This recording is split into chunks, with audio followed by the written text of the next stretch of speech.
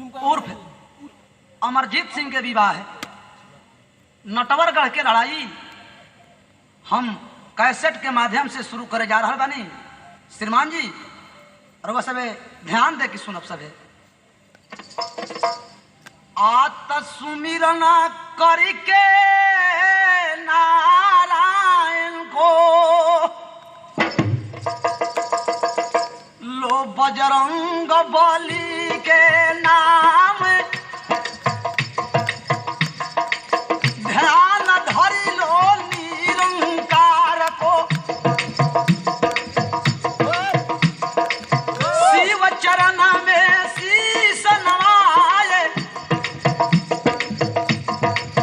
गोता मारो माँ गंगिया में जे करा नहैले पाप कट जाए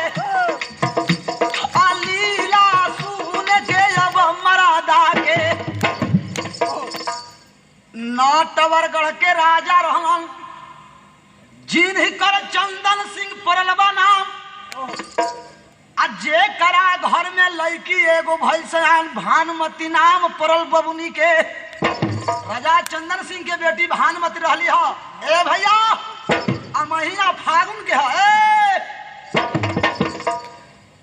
अरे कत महीना आयो बच्चो अढ़लबा फागुन के दूसरे में लड़की अब तो हो गई वैसे आनो तीसरे में शादी नहीं खे भइल बबुनी के सुन सुन सुन अब बबुनिया के हालो एक दिन कहत बिया अपना माई से भानुमती अपना माई से कहत कि माई रे कहा रे लड़की कहलत कि माई सुन ले बात हमार लागल लालसा बा दिलवा में माई पूरा कर अरमान। बेटी तोहरा दिल में कौना बात के लालसा लागल बा? लड़की कहलत कि माई ई जौन की फागुन तेरह शिवरात्रि काल बीतता अब बाबूजी जौन शंकर जी के मंदिर बनवले बड़न ओह जिगिए माई मेला कह लागे वाला बड़िए मेलावा में सब कोई जूटी जिला के जवान आज सब कोई जाला चढ़ाई बाबा भोला भो माई ऑर्डर दो हमरो के हमहू जाके बाबा भोला के पूजा कर ली। आतना जे दिन रानी सुन ली रानी कहली की बेटी बेटी सुन ले यार जो हमार घर के मालिक हम ना लागी बाबूजी हम तोहार अपना बाबूजी ले ऑर्डर मांग लो। लड़की कहलत की माई तो हमारा बाबूजी जल्दी से ना बोला दे। रानी चिट्ठी लिखली हो आज चिट्ठी पर का लिखले बाड़ी अगल बगल में सर सलामत बीचे लिखे पर हो भी नीचे दस्तखत दिया बनाए सिया भरोसे रामचंद्र है राम भरोसे है हनुमान मेरा भरोसा है स्वामी पर चिट्ठी पढ़ के आजा किला का दरमियान। रानी जब चिट्ठी लिख के अपना लौड़ी के दिल लौड़ी लेके चिट्ठी चल जा तू बंगला पर जब का रखलू देर लगा जल्द बुला दे मोर स्वामी के। अरे हटकले जाई है आज हटकले लिया के घरे आई है दाऊ। लौड़ी जब बंगला पर गोली दिया चिट्ठी लेके आ राजा जी के जब चिट्ठी दिले बिया तो राजा जी चिट्ठी अपने ना पढ़ के अपना मंत्री साहब के दिलहन कहन की तनी बस सुनाओ तो का लिखल बा। तो मंत्री साहब राजा जी से चिट्ठी सुनाओ तन कैसे सुनाओ तन ध्यान देव जा। सुन सुन सुन राजा और जा हमार हो भइल बा बोला हटा मालिक है मालिक अरे किला में तो हार हो भइल बा बोला हटा मालिक किला में तो हार हो भइल बा बोला हटा मालिक मलिकार तोहरा के बोलवले बारी के रनिया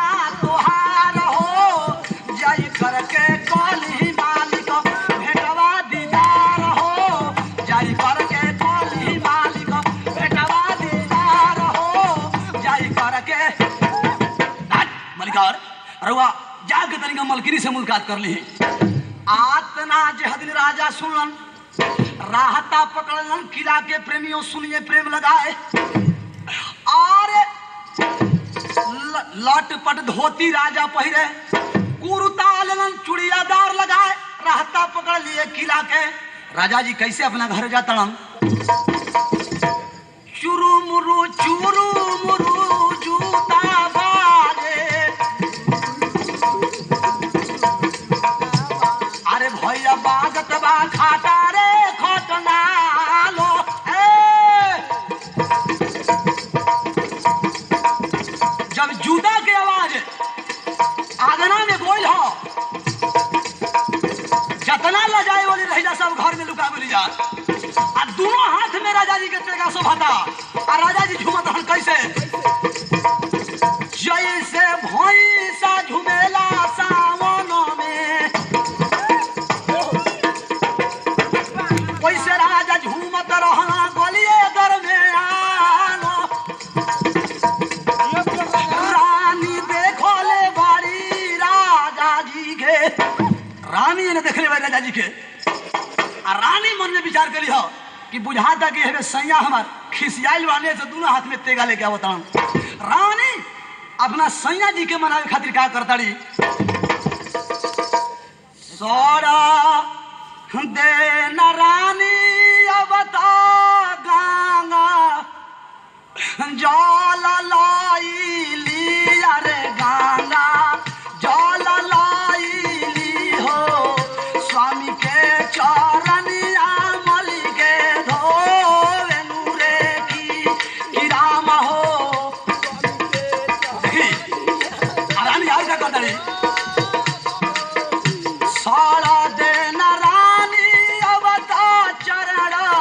ओदक पियली अरे चरण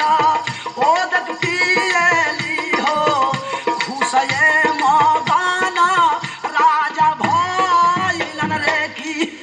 राजा जी रानी के भाव पर जब खुश होइल हन और राजा जी कहन कि रानी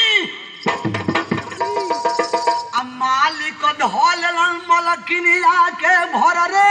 अकवार आ काहे के बोलावलू हो कान के फोफी रे हमार तू हमरा काहे खातिर बोलावलू हो तो रानी कहली कि सैया हो हम यही खातिर बोलौनी हो अरे एक के हमार बेटी सैया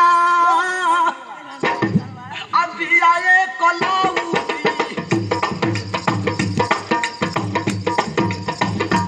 अखिया के तारा खोले जा बोलोई हमारो बेटी को दिया जाए के मेला में सैया हो हाय रे बलमुआ गाई तोहरो बाबिचारो घर ही रोही की जाई मेला में राजा जी ऐसे बेटी मेला में जाएगी घर ही रही राजा जी कहन कि हाँ यही खातिर बोलौलू हा तो हाँ राजा जी कहन कि रानी राज हमार मेला हमार बेटी हमार सब कोई मेला में जाइए हमार लेकिन ना जाइएगा लेके जाए दो प्रेम से बोलिए शंकर भगवान की जय। बबुनी भानुमति की जब छुट्टी मिल जाता लड़की खुश मगन पड़ जाए राच रच के जह दिन बबुनी यापन करे सिंगार जात ना सहेली रही गौवा के सबके लड़की जलस बुला के अपना सहेली लोग के साथे चल दिली हो देखी भानुमति अपन सिंगार कैले दिया लेकिन ओकर सिंगार शोभत नहीं खे सिंदूर बिना ओकर बियाह ना भई रहे आ जब जा दिया मेला में जब लड़की सब शहरी लोग मेला में पहुंचली हजार क्या होता बड़ा सज धज के वहीजा लागल रहे बाजार एक तरफ में सब्जी मार्केट एक तरफ में रहे परचून के दुकान आ घूम के बाहर सखी सब लूटे लगली जा मेला में। अब भानुमति क्या कर दिया सब सखी लोग तो मेला में चल गई अपन अपन सामान खरीदे लगली लेकिन भानुमति तुरंत तुर के पोखरा में हेल जाती है नहाए खाती। जे हदिन बबुनी कैले बे स्नान आ पूजा करतिया बाबा भोला के आ कलश की बाबा भोला हो आज तोहरा प्रकट हो जाए के बढ़िए। ढेर दिन पूजा कैनी तोहर लेकिन दर्शन न देलो बाबा कबो हमरा के। आतना जब बाबा भोलेनाथ लड़की के पुकार सुनलन तो मंदिर में प्रकट हो जाता। जब प्रकट भइल हन भानुमती पूछत दिया बाबा भोला कहन के आए बेटी तू रोज रोज हमार पूजा करत रहू आज तू हमार पूजा नहीं करत का बात बा। भानुमती कहत कि बाबा हो 12 वर्ष से हम तार पथल पहले लेकिन सुख पुन कुछ ना जानी सब सखी लोग के बियाह हो गए और वही हम कुमारे बानी बाबा